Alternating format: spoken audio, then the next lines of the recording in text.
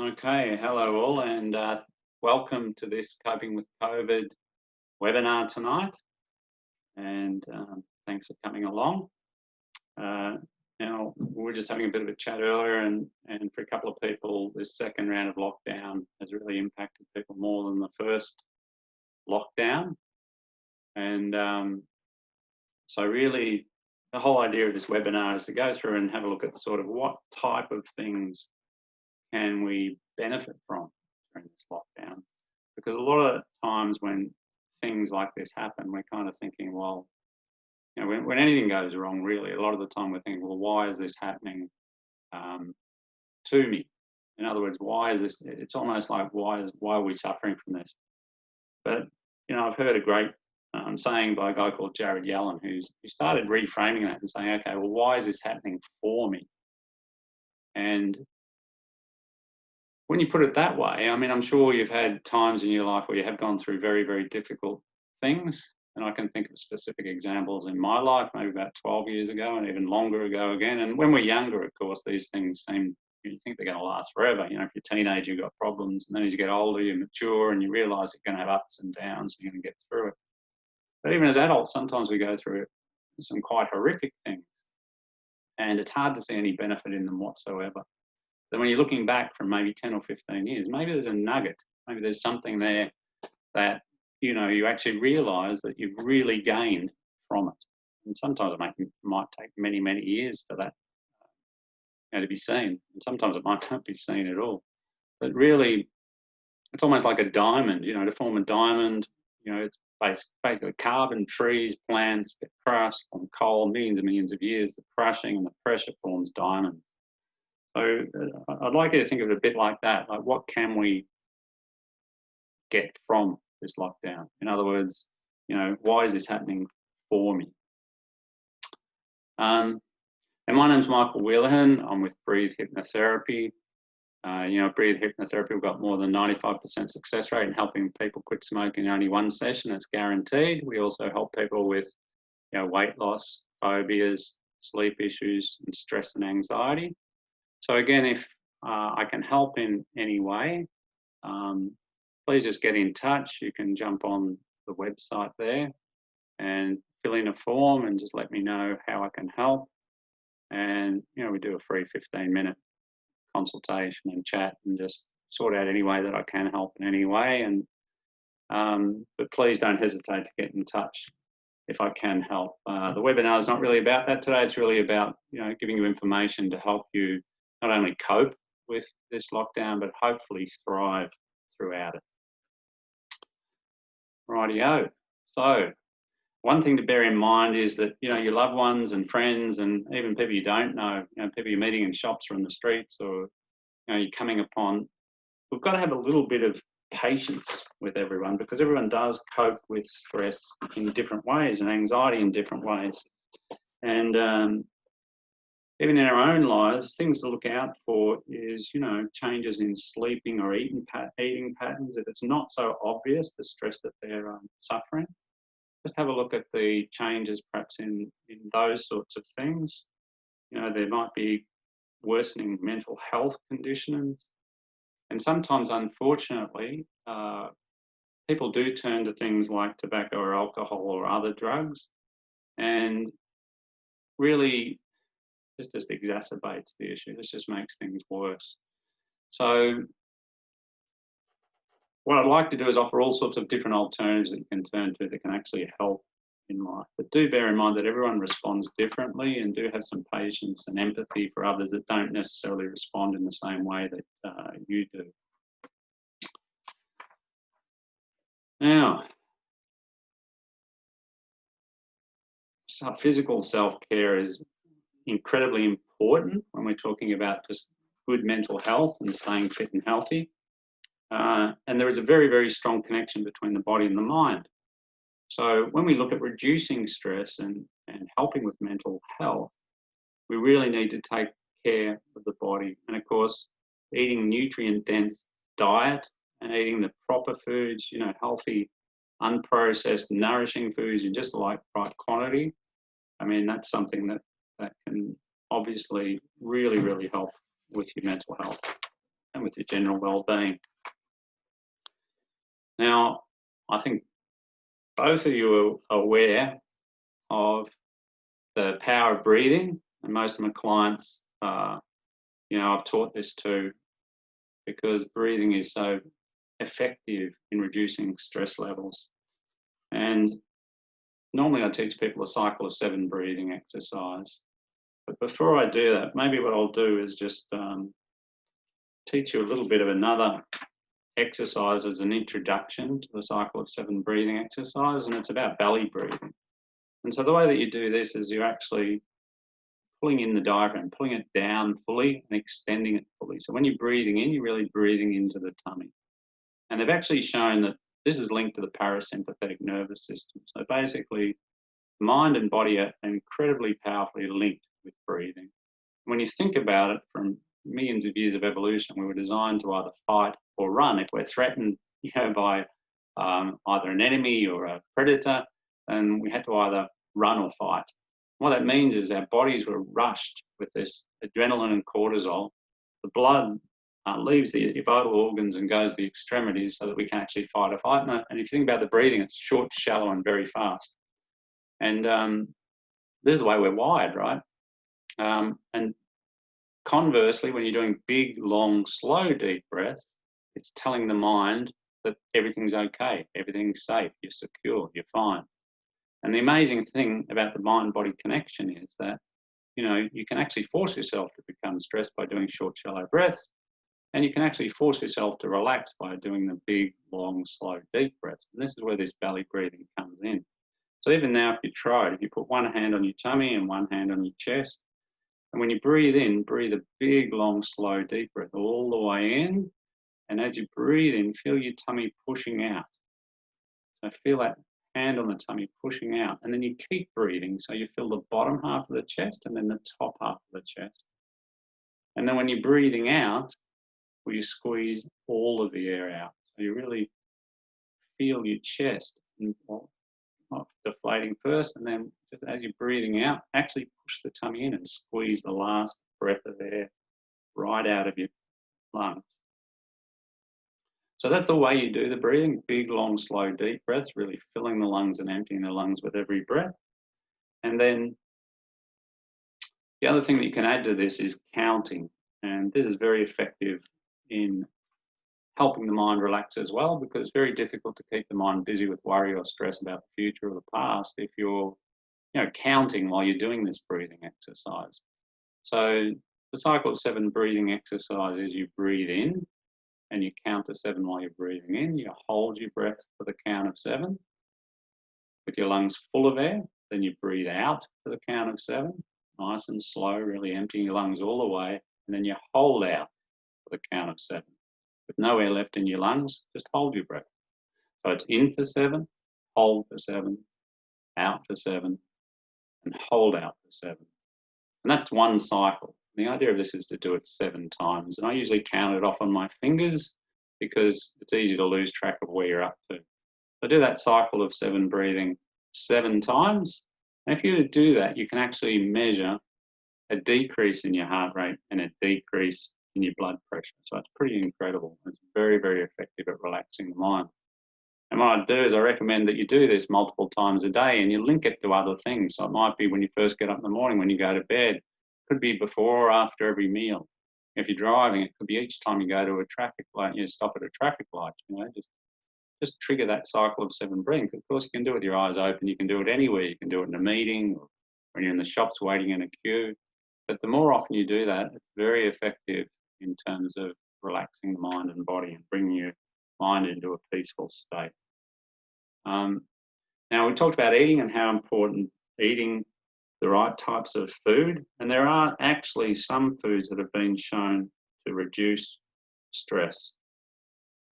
Now, these are leafy greens, of course. So usually if you go for unprocessed, fresh food, you're going to be pretty right in terms of looking after your physical health. But things like leafy greens contain folates, and this is a vitamin that actually generates feel-good brain chemicals such as serotonin and dopamine. Asparagus, broccoli, citrus fruit, Brussels sprouts, All of these things contain folates. Salmon, flax, chia seeds, these have omega-3 fats, and these combat cortisol, which is a stress hormone, of course. And also blueberries, things like this. Some of these fruits have antioxidants, and these actually help with dopamine. So just have a think about how eating healthy foods and the impact that that can have. And it's a real, genuine impact on the hormones that are generated by your body.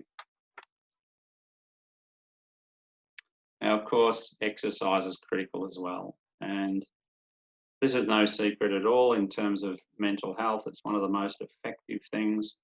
I think a friend of ours, Jimmy, who's an exercise physiologist, he actually says that if exercise were a pill, then it would be illegal for the doctors not to prescribe it.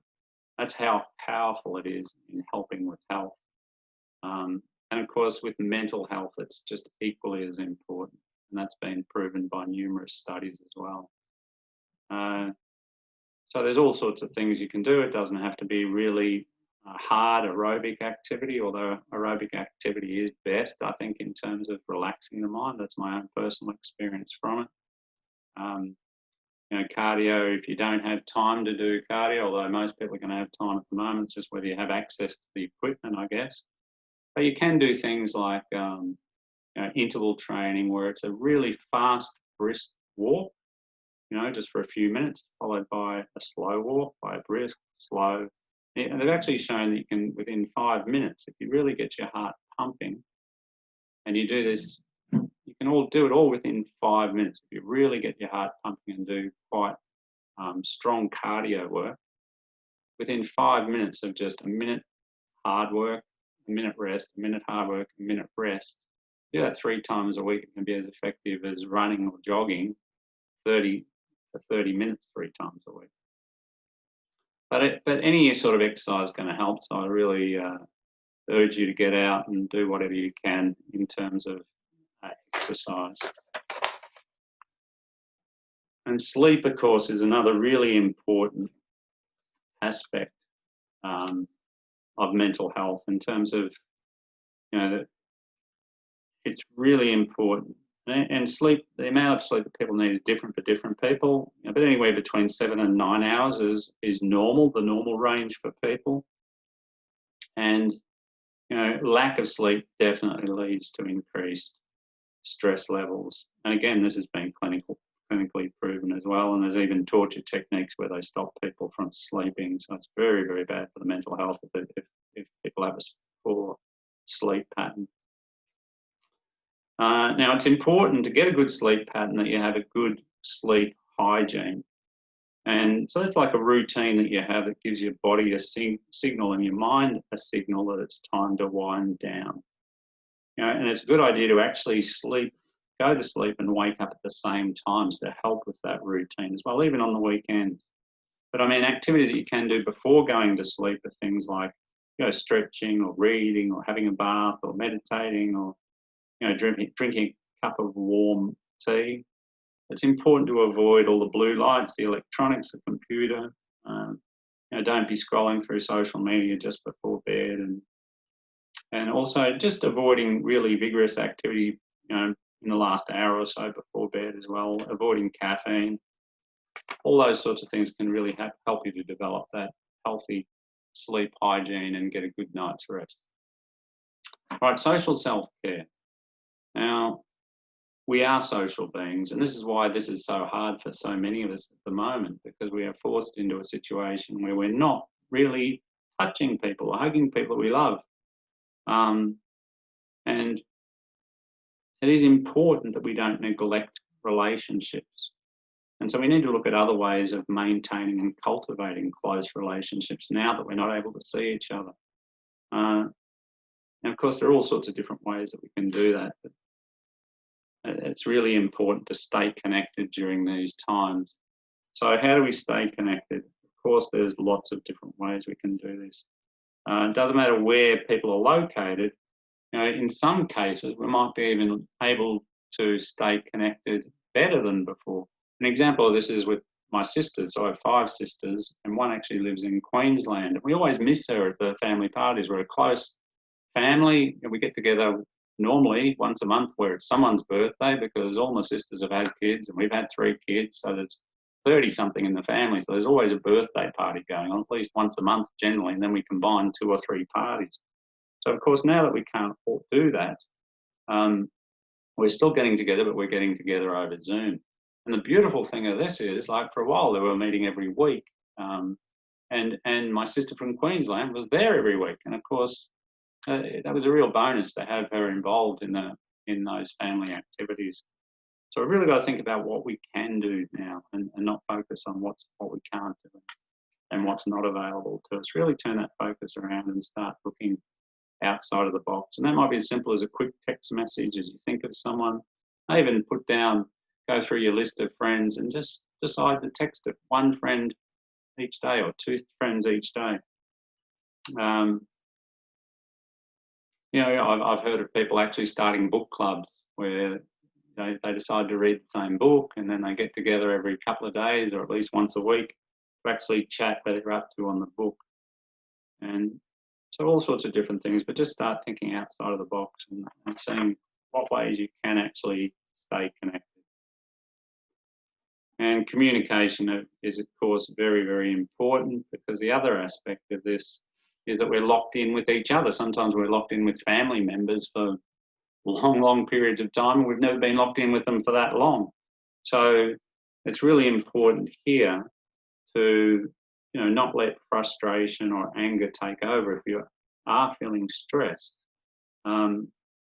really share your feelings openly and honestly, and have that empathy for others, just understanding that they might not be saying things in the same way that you are. And fear has very different, people in fear have very different reactions. So please just have some sympathy for people around you, and just consider that they might not respond in the same way that you do, and just cut them a bit of slack, and hopefully they'll cut you a bit of slack as well. So value yourself and your opinions, value others and their opinions, know your needs and wants, set your boundaries, and just be clear and calm about articulating your boundaries. If you've got negative thoughts, do your best to express them in a positive way. And when you're receiving feedback, do your best to also receive that in a positive way. And really be present and listen to people when they're speaking. Just that active listening, just really properly listening, not having your mind busy or thinking about what you want to say while they're talking. Just that can really, people pick that up and they love it. It's just, they feel really heard. And in any situation, that can really improve communication and connection. All right, mental self-care. So our thoughts and the way we think about ourselves have a huge influence on our psychological well-being. And this is so kind of obvious that it almost goes without saying, but for most of us, that voice in the head is so persistent, and it's almost, often we don't notice it, it's just normal. It seems normal to have that mental chatter that's there the whole time. And sometimes a really good thing to do is to actually deliberately start focusing on thinking in a different way. So forcing yourself to think in ways that involve compassion for yourself and acceptance for yourself. And just start looking at that inner dialogue, or even questioning the inner dialogue can help. And so this is really good, meditation is powerful, this mindfulness is very powerful for this. But even just waiting, so you've got a thought that comes and it's not beneficial, it's not helpful, it's not positive. So just imagine this thought's coming. And normally we jump onto it.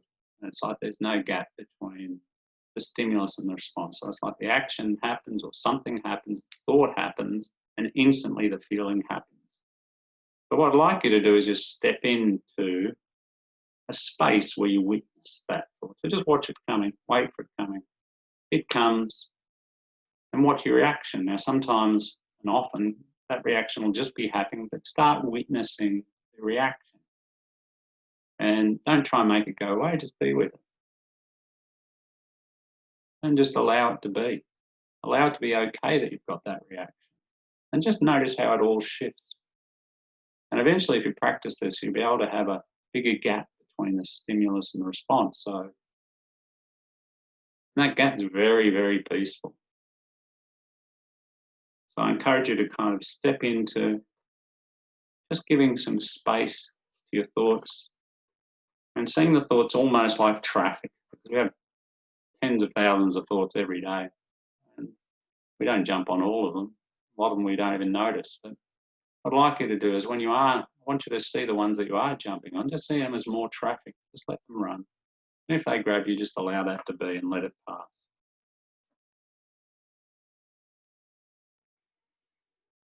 So this is an amazing thing about perspective. There have been some studies done, and there's actually a wonderful episode of Derren Brown's, who studies NLP and hypnotherapy. He's actually a magician as well in the UK, but he actually has a TV show on where he sets up a scenario for people who are lucky and people who are not lucky. He wants to find people who think they're lucky and then see if they really are, and people who are not lucky and see if they were really not lucky.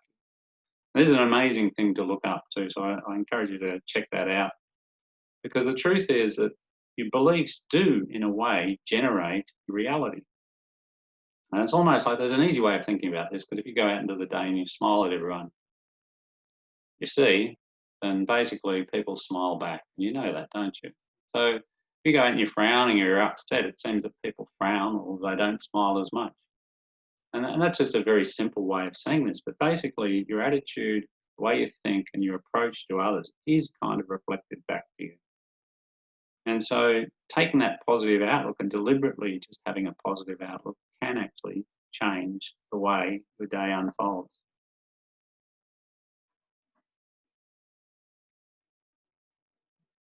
Now, a beautiful technique for getting rid of stress is actually imagining your way out of it. And this is another wonderful study where they've had people place pencils in their mouth and measured their mood after doing it. And the ridiculous thing is that people's mood actually improved by them just placing a pencil in their mouth. So they grip it in their teeth, and what happens is that their mouth is forced to smile. And it's that body-mind connection again. Just by forcing someone to smile, their mood actually changes. So this is where imagining can be very powerful, and even thinking about things. So positive affirmations can help with that. So, I deserve a peaceful and loving life. I'm centered and quiet. Calmness washes over me with every deep breath I take. Now, when you're saying things like this, or, challenges bring opportunities, when you're saying these sorts of things, it can kind of seem fake. But the idea is that just to really start to feel it. Think of a time when you did feel that. And think about that time and make it real in your own mind. See what you saw, hear what you heard, feel what you felt, and play it over and over again in your own mind as you're saying these affirmations. And the amazing thing is that your mood will start to change. All right. Now, we are in this time continually bombarded with information. And the information that we're getting now is kind of overwhelmingly negative, from media and radio and newspapers, and sometimes it seems difficult to escape. But I think it's really, really important just to unplug and really only catch up with enough information that you need to stay safe. And often it's better to catch up with this information in a written format rather than television, because the more, I remember watching the COVID report in the first lockdown, and I just felt something in the pit of my tummy, and I'm thinking, oh, what's that? And I'm thinking, oh, I'm actually starting to feel anxiety. I'm starting to feel fear. And when I looked at what was on the television, I kind of broke it down. I thought, well, I'm not really frightened. I feel quite safe. Why am I feeling this? When I looked at the report that they were doing, it was a news, I think it was Sky News, I think from memory, but they had images of things like the Eiffel Tower empty and, Jefferson Monument, and there's no one there, and the streets are all deserted, and, they're playing this dramatic background music as they're telling you all these horrible stats, and then you've got these little floaty virus things floating around in the background. And I'm looking at all this and I'm thinking, no wonder people are frightened. And you don't need that. It doesn't add anything. All it does is add fear. So I really encourage you to catch up with the news in a written format. If you can, read it, and only read as much as you really need to look after yourselves and the people you love, and anything else is really unnecessary. Spiritual self-care is something that I think is very, very important. And, you know, people who do have spiritual self-care activities are generally happier and healthier. I mean, I know that's a generalization, but generally it's true. If people have a meaning in their life, generally they do feel more that they belong. They feel more, I don't know, they just feel, I think they're more accepting of things in life as well. So it doesn't have to be religion, although religion can be helpful for some people, but it could be anything that gives a deeper sense of meaning or understanding or connection. So spirituality has very different meanings for different people. It could be meditating, it could be mindfulness, it could be, you know, any of those sorts of things. So by indulging and practicing spiritual self-care, it can help offer introspection. And I guess even, you know, it could be just being in nature, couldn't it? It doesn't have to be necessarily some sort of formal spiritual activity. Or it could be for some people fishing, you know, being out in the bay in a boat, or, you know, it could be just sitting in stillness and admiring a beautiful view. But when you do actually take time out just to really reconnect with yourself, well, it can help improve relationships. You know, you experience more inner peace, more clarity on what makes you happy if you give yourself some time and space just to drop in. It can, you know, deepen the relationship with yourself, which is really very, very important, I think. Just getting in touch with your true self, how you truly feel, and just in emptiness and stillness, just really getting in touch with your true nature. So some of the things it can do, of course, for spiritual self-care, you know, as I said, meditation, being in nature, yoga is another wonderful thing that you can do. And even artwork, you know, if you're painting, or you drop into that space, anything where you drop into that space where there's just stillness and peace. It could be a musical instrument. Emotional self-care. So this is really about processing emotions in a healthy way. And they are essential indicators how we feel. It's important not to suppress them, lock them down, ignore them. I think, again, communication is the key, in communicating early and not letting emotions build too quickly, and allowing them to fester for too long. So really expressing any emotions that you have with those you are close to at the earliest convenient time, in a thoughtful and caring and respectful way. But again, like as I said earlier, it's really good to get in touch, to allow the emotions, just to let them. Don't deny them. Don't push them away. Just fully feel them, and allow yourself to fully feel them. And if you need space to do that, do it in a place where you're on your own. But just fully feeling your emotions, allowing them to be, not make them right or wrong, and just noticing, okay, well, where's that feeling? Is it a tight chest? Is it my jaw clenching? Are my shoulders tense? Is my breathing shallow? Just study the emotion, almost like a scientist studying a rare butterfly. You know, just see what impact it's having on you physically, and just be curious about it and allow it. And if you do that, you can notice that very quickly, that emotion, when you step into that witness mode, it just loses its bite. Forgiving is important as well. So life's really too short to get too stuck in patterns that just don't help you. And when you're able to forgive someone, you know, it makes a big difference in your life. Because you know what, the person that you're forgiving, usually it doesn't make much of a difference in their life. They might not even know you're angry with them or you're upset with them. And really the pain and suffering is that it's your pain and suffering.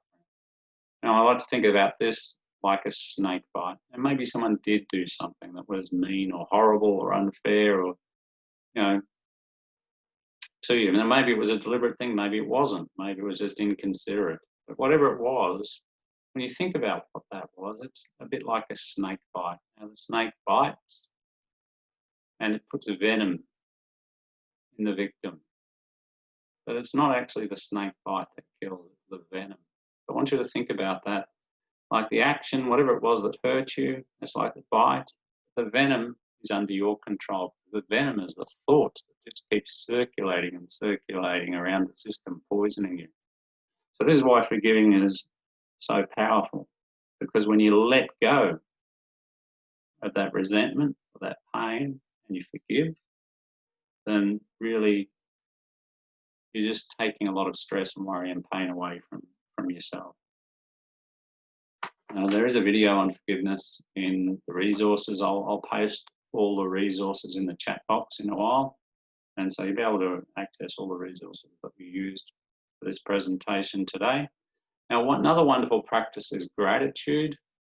And this, even watching someone, they've shown studies where they measure hormones and dopamine and so on. Even watching someone do an act of kindness can help the person who's watching feel better. And it's the same with gratitude. Like when you appreciate things in your life, you can quickly take your mind off other things. And of course, gratitude's amazing. We were wired, again, it's a historical thing. It's part of our biology. We were wired to look for differences. We were wired to look for danger. We were wired to look for things that are wrong or that might go wrong. And of course, that's not really relevant in today's society. I mean, it does help, and we still do need to do it, but not constantly. But because we're wired that way, I mean, basically, we don't think about the good things. So, for example, if you get up in the morning and you start your car and you drive off to work, you're not thinking, oh, great, the car started. But on the one morning it doesn't start in 3 years, all of a sudden you're having the worst day in your life. So by tapping into gratitude and really focusing on even the simple things that work in your life, you've got a beautiful warm bed, you appreciate that when you wake up in the morning, or when you're going to sleep at night, appreciating having lovely shelter, maybe hearing the rain on the roof, or appreciating that you've got shelter. Appreciating that you do have people that love you or care for you or contact you, appreciating that you've got food, on the table. I mean, even if you look at a simple item like, I don't know, a can of baked beans, and think about the number of people that were involved in getting that, $1.50 can of baked beans onto your table. And just think about what's involved in that.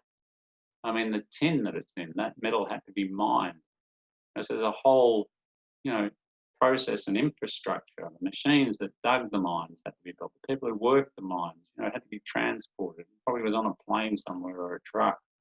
And then you look at the actual growing of the beans itself and the fertilizers and the tilling of the soil. And there must be like thousands of people involved to get that one tiny can of baked beans onto your table at a price that's probably under a couple of bucks. I mean, just think about that. We just take it for granted, right? But start looking at all the little things in your life that you can really have gratitude for and appreciation for. And of course, the bigger things are even better. All right. So thanks very much for taking this time out to actually look at how you can benefit over this lockdown, how you can actually thrive.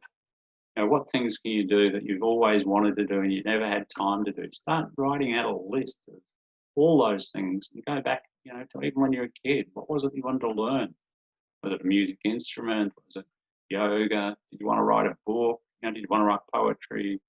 Did you want to study something? There's just so many different things that you can use this time for.